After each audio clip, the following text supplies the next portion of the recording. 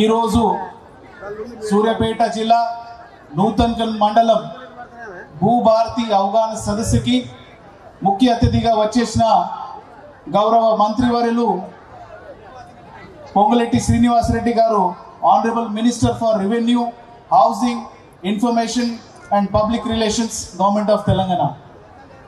అదేవిధంగా ఈ ప్రోగ్రాంకి వచ్చేసిన గౌరవ ఎంపీ గారు చామల 7, 8 ఈ 5 గుర్తు పెట్టుకుంటే మీకు హస్తం ఉన్నది కదా, అభయ హస్తం, అది గుర్తు పెట్టుకోండి.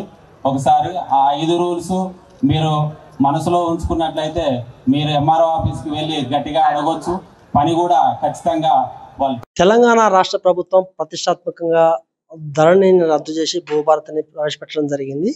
అసలు ధరణికి భూభారతికి వ్యత్యాసం ఏ విధంగా ఉందో మనం తెలుసుకునే ఉపాయం చేద్దాం. ఎందుకంటే ప్రజల్లో కొంత అపోహ ఉంది, ధరణి భూభారతి, భూభారతి ధరణి అంటున్నారు. ఏంటంటే బీఆర్ఎస్ ప్రభుత్వం తెచ్చినటువంటి ధరణి పేరు తీసి ఒక భూభారత్ అని కాంగ్రెస్ ప్రభుత్వం పెట్టిందని కూడా అపోహలు ఉన్నాయి.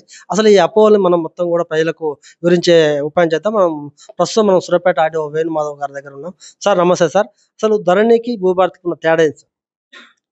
నమస్తే. ఇప్పుడు నిన్నగాక మొన్న 2024 యాక్ట్ వచ్చింది, భూభారతి చట్టం వచ్చింది. అదేవిధంగా డాక్టర్ బాబాసాహెబ్ అంబేద్కర్ జయంతి రోజు ఆ 14th నాడు అమల్లోకి వచ్చింది.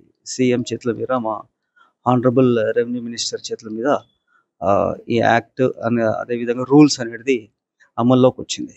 సో ఇందులో భాగంగా మనము చెప్పొచ్చు ఏంటంటే, ఇప్పుడు భూభారతికి ధరణికి అంటే వ్యత్యాసం ఏంది అంటే, డిఫరెన్సెస్ ఏంటంటే, వీ కెన్ సీ దట్ ఒక కోర్టు కేసు ఉంటే కోర్టు కేసు పరిధిలో వెళ్ళిపోతుంది. కానీ ఇక్కడ అట్లా కాదు. సో ఏదన్నా కానీ అప్పీల్ వ్యవస్థ ఇక్కడ ఉన్నదన్నమాట. సో తహసీల్దార్ దగ్గర ఎప్పుడైతే అన్యాయం అవుతుందో, ఏమన్నా గ్రీవెన్సెస్ సరిగా చేయకపోతే నెక్స్ట్ ఆ బాధితుడు ఈ can go to the RDO దగ్గర అప్పీల్ తీసుకోవచ్చు. అప్పీల్ అక్కడ నుంచి మళ్ళీ కలెక్టర్ గారి దగ్గరికి వెళ్ళొచ్చు. కలెక్టర్ నుంచి లేకపోతే ట్రిబ్యునల్ ఉంటుంది, CCL. సో ఇలా అప్పీల్ వ్యవస్థ ఉందన్నమాట. So we can get the justice. ఫైనల్గా ఇట్లా హైరార్కీ ఉంటుంది, హైరార్కీలో జస్టిస్ కూడా రావచ్చు అతి త్వరగా. అంటే గతంలో కొంతమంది ఏంటంటే సాదా కాగితాల మీద కూడా దస్తావేజ్ రాసుకోవడం జరిగింది. ఇప్పుడు దానికి ఏమన్నా భూభారతిలో పరిష్కార మార్గం దొరుకుతుందా పట్టాల కోసం? ఉంది. ఎందుకంటే సెక్షన్ 6లో సాదా బేనామా గురించి చెప్పబడింది.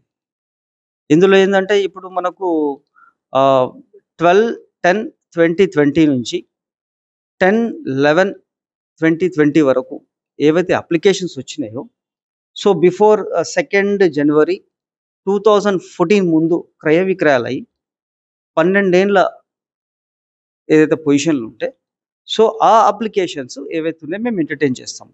అది కూడా ఆర్డీఓ లెవెల్లో పరిష్కారం అవుతుంది.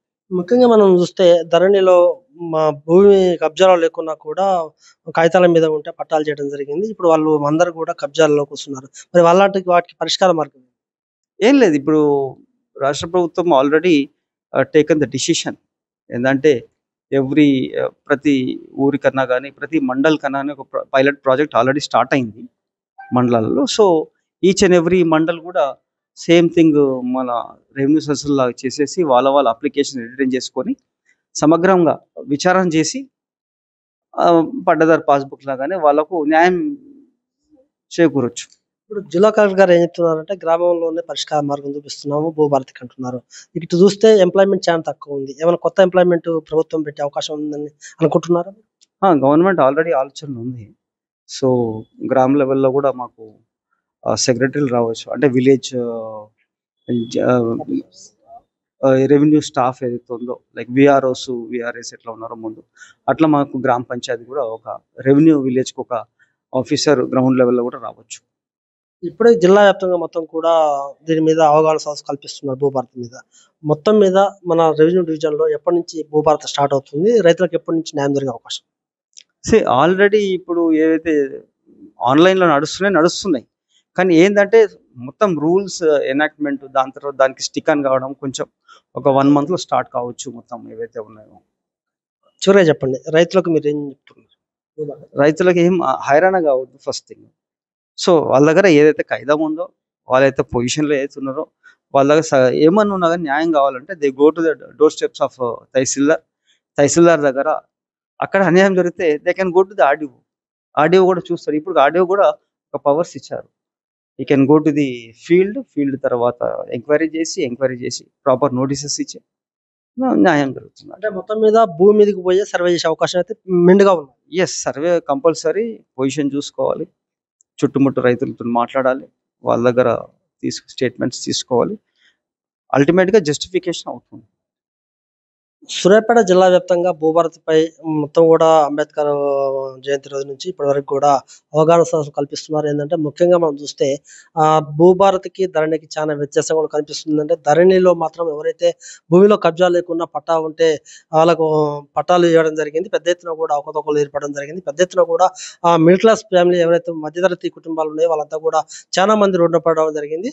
ఒకవేళ వాళ్ళకు పాస్బుక్లు వస్తే ఖచ్చితంగా మళ్ళీ ఎప్పుడో వాళ్ళకు న్యాయం జరిగేది, కోర్టులకు పోయి అయితే తప్ప ఇక్కడ ఎంఆర్ఓ కానీ ఆర్డీఓ గారు కలెక్టర్ గారి చేతులు కూడా లేకుండా ఉండేది. కానీ ఇక్కడ భూభారతిలో మాత్రం ఖచ్చితంగా కింది స్థాయి నుంచి పై స్థాయి వరకు కూడా న్యాయం జరిగే అవకాశం ఉంది. ఎవరికైతే భూమి ఇబ్బంది అవుతుందో ఖచ్చితంగా గ్రామంలోనే వాళ్ళకు చుట్టుపక్కల ఉన్న రైతుల దగ్గరికి పోయి రైతులు అసలు ఎన్ని సంవత్సరాల నుంచి భూమి కబ్జాలో ఉంటుందో తెలుసుకొని వాళ్ళకి వెంబటే కూడా పరిష్కారం దొరుకుతుంది ఆర్డీఓ గారు చెప్తున్నారు. అంతేకాదు సాదా బైనా విషయంలో కూడా ఖచ్చితంగా పట్టాలు అవుతున్నాయి.